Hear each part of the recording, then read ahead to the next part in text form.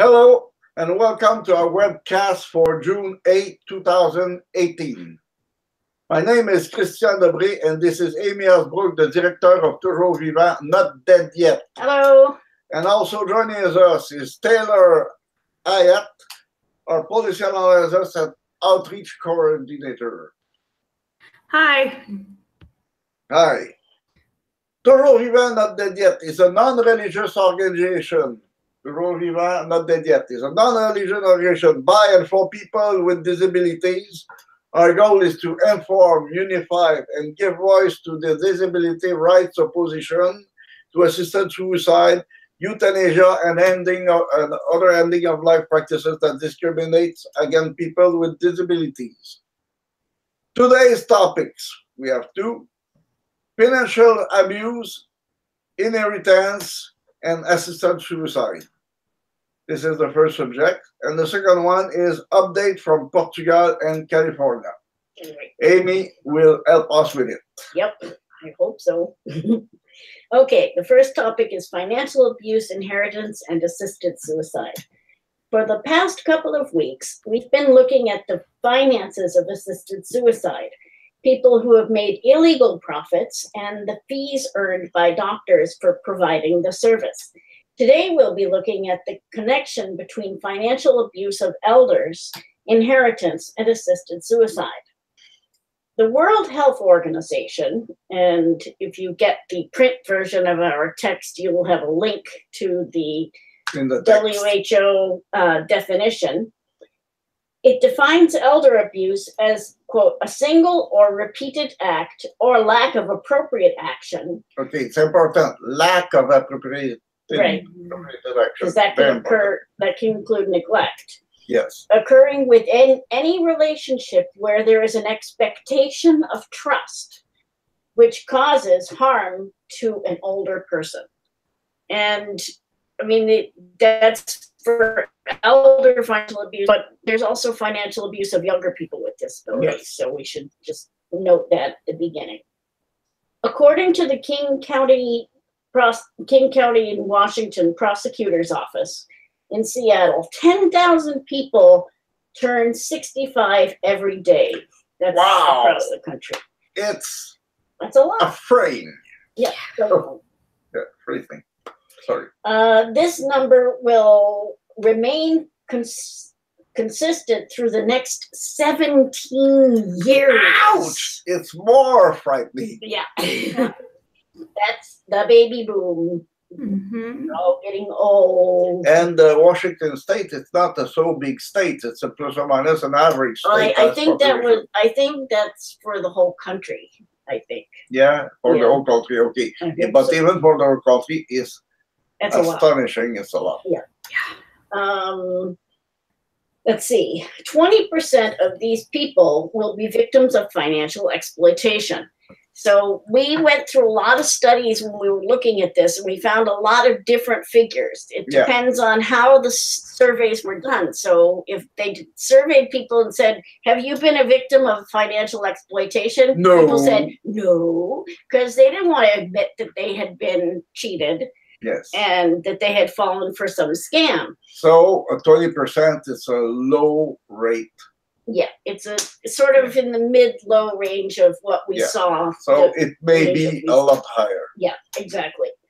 And one thing we know is that people don't tend to report these things. Yes. And another 10% will face emotional, physical, or other types of abuse. So that's the King County, Washington statistics. The presence of an age-related disability does not automatically mean that a person becomes vulnerable or loses the capacity to manage their own affairs. And it's important to remember that because oftentimes people are assumed to be incapable of managing their affairs, and then somebody puts a guardian in place, and then they completely lose all their rights in terms of their own finances. For more information on capacity, check out our webcast series from February 2nd to 16th of this year. Yeah, we already addressed this subject. Yeah, we talked about capacity. The National Adult Protective Services Association in the US lists the following effects of financial abuse. So they put a list Right. of how it is made. Right, and these are some of them, it's not all of them. Loss of trust in other people, which, you know, if you get ripped off, that kind of makes sense. Nobody is Trustworthy. Trustworthy, yeah. Depression, that's also not surprising. If you lose a lot of money, if you are tricked and lose money, that's not surprising that you would feel depression. I will be able to go through that lose of money. Yeah. That's basically what they think. Right, exactly.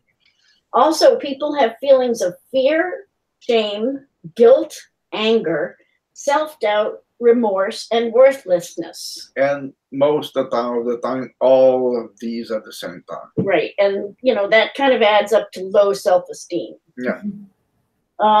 People go through financial destitution and health problems caused by lack of food, medicines, heat, and other resources.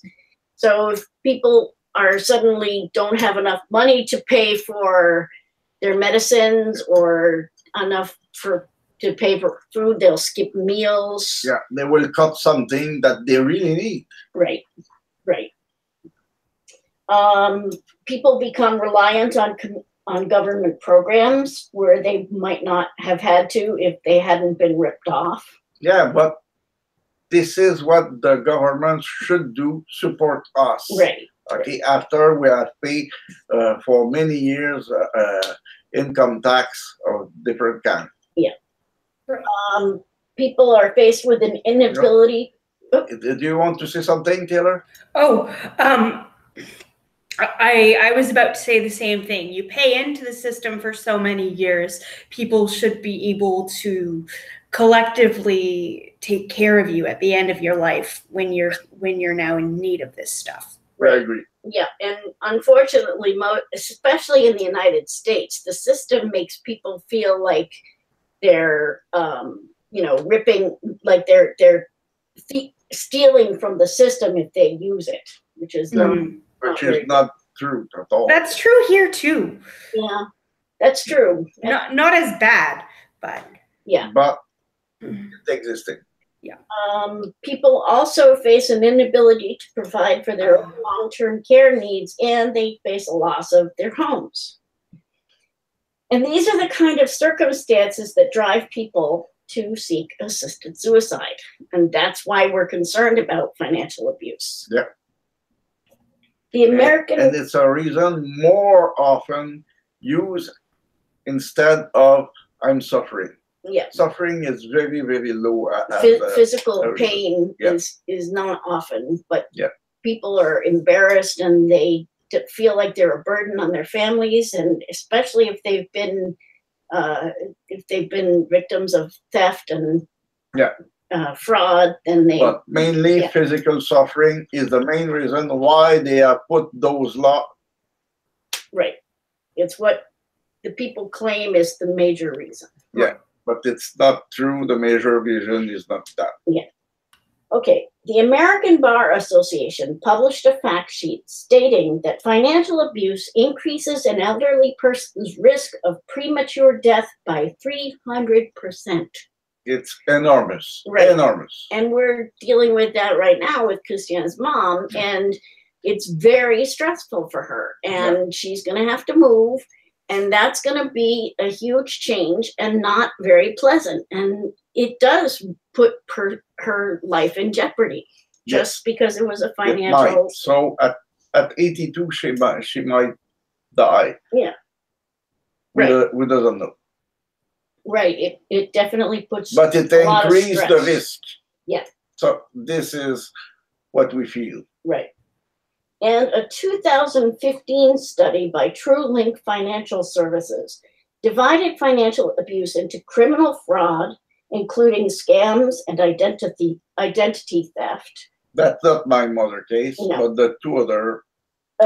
Financial exploitation and caregiver abuse. And that's what your mom has been going through. Criminal fraud is defined as any money-taking activity perpetrated by a criminal, usually a stranger, who is concealing his or her identity to avoid getting caught. This would include the Nigerian royalty email scams. Yeah, that almost everybody knows. Right, or the traveling grandson scams, where, you know, an old woman gets a phone call at night and some guy says, "Hey, Grandma."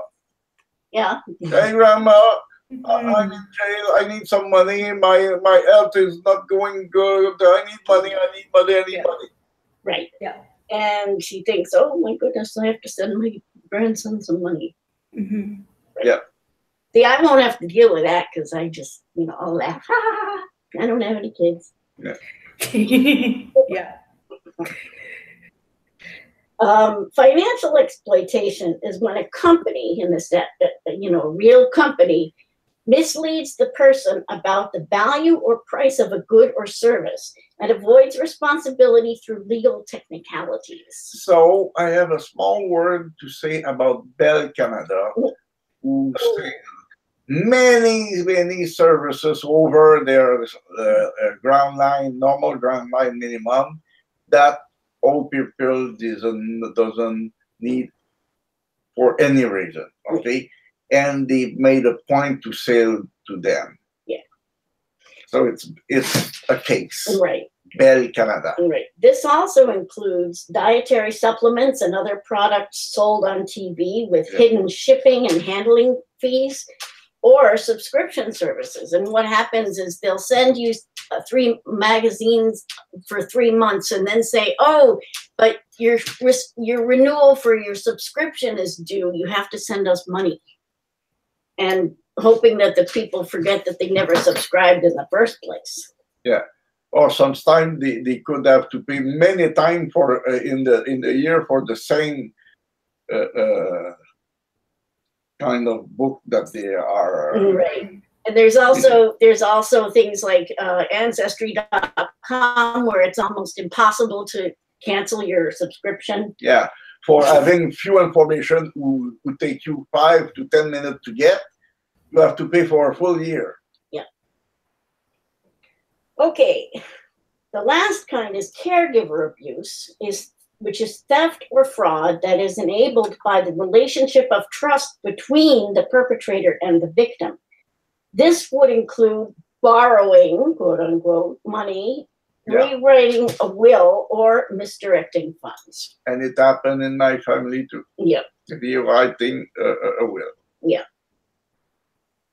Most jurisdictions have adopted what's called a Slayer rule, also known as the forfeiture rule, which evolved over the centuries to prevent people from inheriting from someone they have killed, which makes sense.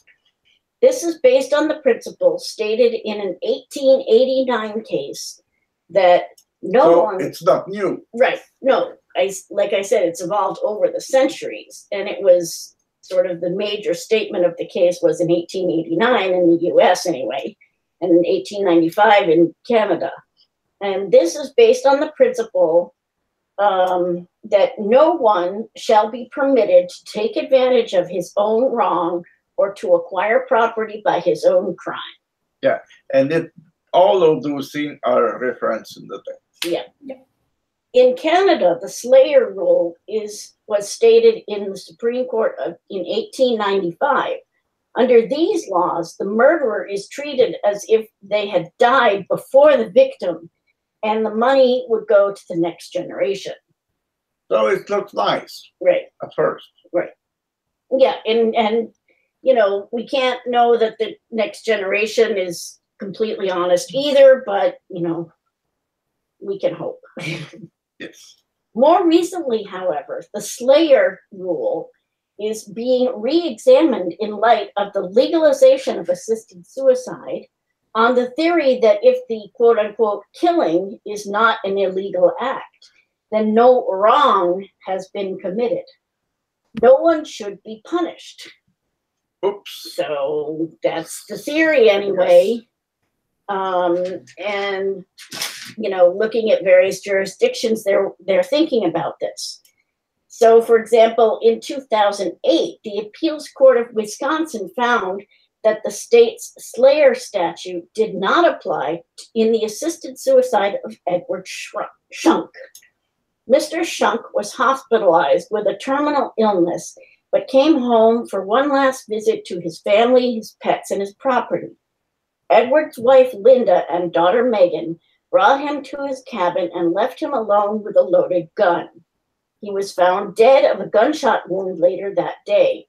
5 of Edward's other children from a previous relationship claimed that Linda and Megan should not have inherited from Edward's estate after his death because they assisted his suicide. But the court found that Edward's death did not meet the definition in the Slayer statute of a, quote, unlawful and intentional killing of the decedent, because Linda and Megan did not deprive him of his life.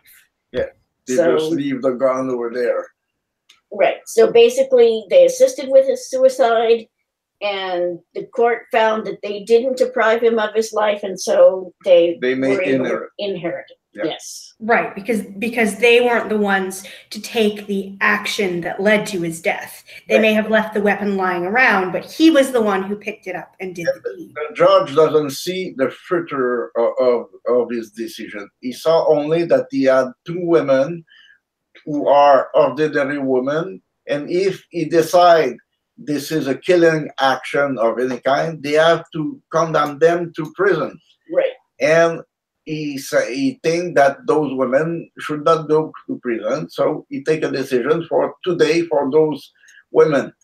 But he doesn't have see the future, what will happen. Right. And the problem is that with assisted suicide, it's very hard to prove that the person actually took the drugs voluntarily if there's no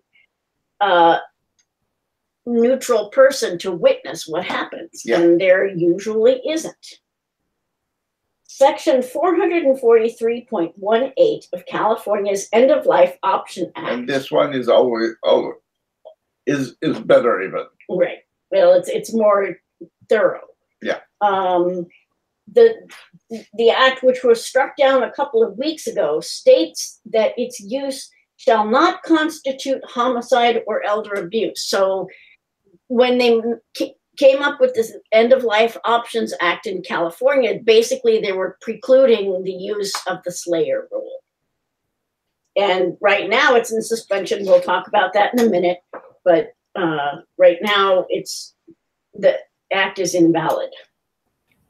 Under Bill C-14, Canada's assisted suicide and euthanasia legislation, the following safeguards are supposed and to this prevent, is the key word, yeah, suppose, to prevent mean that it doesn't work. Financial exploitation, yes.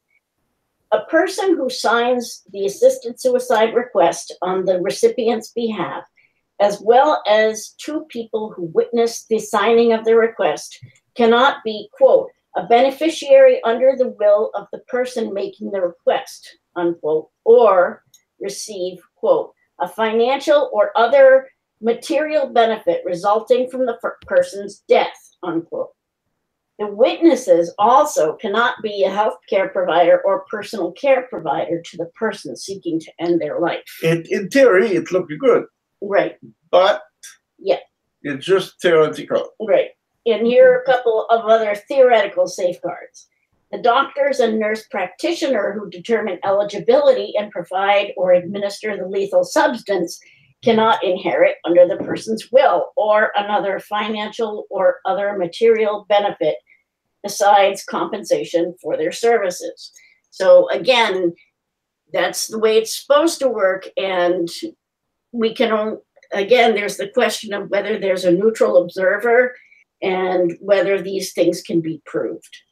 And the final quote unquote safeguard is that the person has to have made a voluntary request for medical assistance in dying that in particular was not made as a result of external pressure. So they're trying to protect people. Yeah, they try. Right. That's the key word to try. But Canada's assisted suicide and euthanasia law also includes a loophole big enough to drive a hearse through. Yeah, it's a big hole. Big hole. Section 241.15 states that, quote, no person commits an offense under paragraph 1B if they do anything at another person's explicit request for the purpose of aiding that other person to self-administer a substance that has been prescribed for that other person as part of the provision of medical assistance in dying. And what's more important is that this and similar exemptions apply even if the helper, quote, has a reasonable but mistaken belief about any fact that is an element of the exemption. So if you think, yeah, I mean, basically, if the person thinks that if the helper thinks that the person wanted assisted suicide, yeah. And you just have to say, even if he's caught right on the spot, right? You just have to say, I was thinking that the person want to die. Right. And that's it. Finish. Yep. Right. And it's almost impossible to prove intention. Yeah. But it is already alleged that if he said, I think the person want to die, that is finished. Right. The assumption is it was true. Right. That's it. Finished. Yeah. Nobody could be sued. Okay. The silver tsunami is expected to result in a population of 80.8 million Americans over the age of 65 by 2040, and a quarter of Canadians by 2036, according to Statistics Canada. And we don't say that. Statistics Canada say that. Right, exactly. So this is a scientific thing. Right. The introduction of legal assisted suicide and euthanasia will make financial abuse harder to detect and more lethal. And Taylor, you were going to talk about we cited to something. So silver tsunami thing, excuse the microphone issues, came from John Oliver's talk show. And I found a great Twitter thread from some disability advocates this week who think that Mr. Oliver didn't give a disability-centered perspective enough time on his show. So thanks to Sarah Luderman for posting and Ari Neiman for sharing these. Here are some of the points that Sarah made. Just because your guardian is your family member, that doesn't mean they can't take advantage of you or abuse you.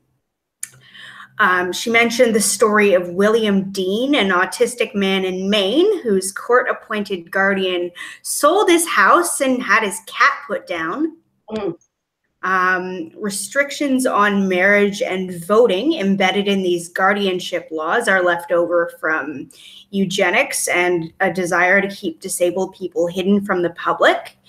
And the Autistic Self-Advocacy Network is working on some great alternatives to guardianship that allow people to make decisions but don't strip them of essential rights. And I'll make sure to put all these links that I cited up.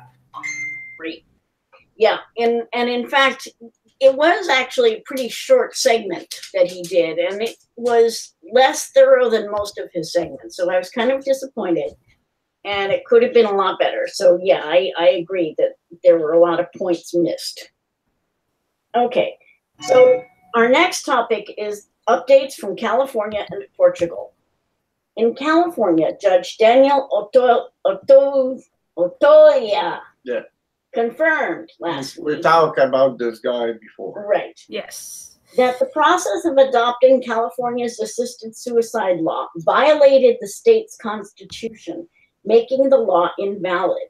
The End of Life Options Act has been put on hold for at least a month while appeals are in progress. Yeah. So nobody's getting assisted suicide in California, except for the governor has said through the Attorney General that they're not going to prosecute anybody. So whatever. The decision has no value. Right.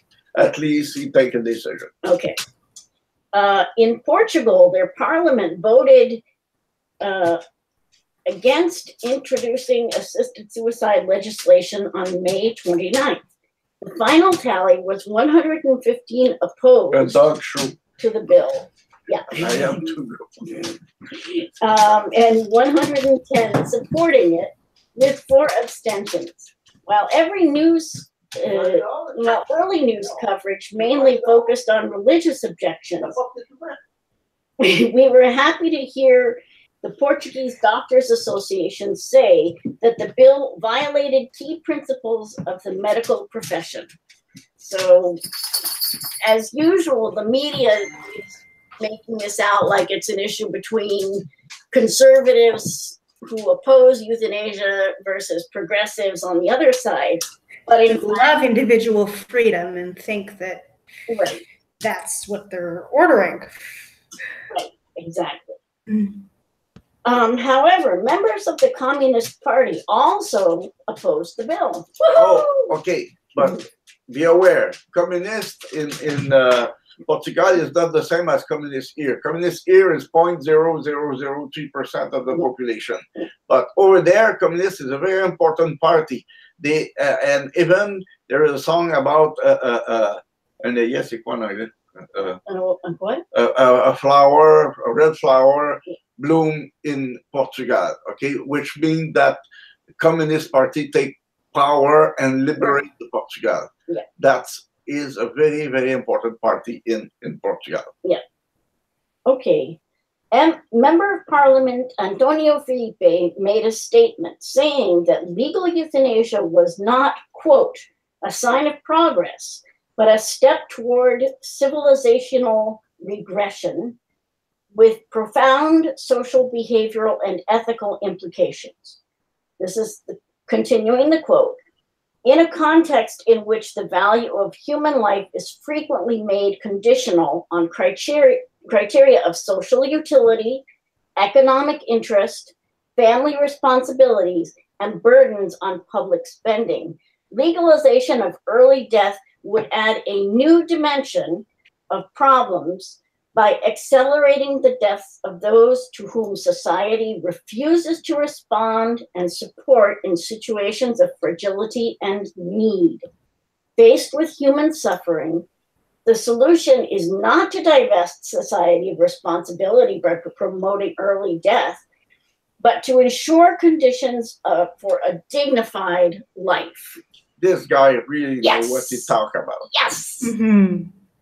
I mean, it's rare that you'll hear such a strong and clear declaration from a progressive person on this issue, and it's really great to hear. And a high-ranking politician. Right. Mr. Felipe has explained exactly why opposition to assisted suicide is a truly progressive and equity-oriented view. Yeah, documented and with proof and statistic and so on, yeah. Which people who are in favor of the assisted suicide doesn't have a damn proof they could follow, except we doesn't want to suffer. Right. Okay, anything else you wanted to add, Taylor? Nope, but I'll make sure to put all the links I cited in our archive so you can find them after our broadcast is done. Great, thank you. Thank you. Appreciate it. Okay, so if you want more information about the topics that we discuss here, you can visit our Facebook page at facebook.com/toujours vivant, not dead yet, all one word. You can also visit our website at tvndy.ca. You can email us at info@tvndy. Oops, no, that's not right. info@tv-ndy.ca, or you can follow us on Twitter @tvndy. Thanks to Christian for helping out. Thanks for Taylor also. Thank you, Taylor. And we will see you next time. Yeah. See you next week. Bye, everybody.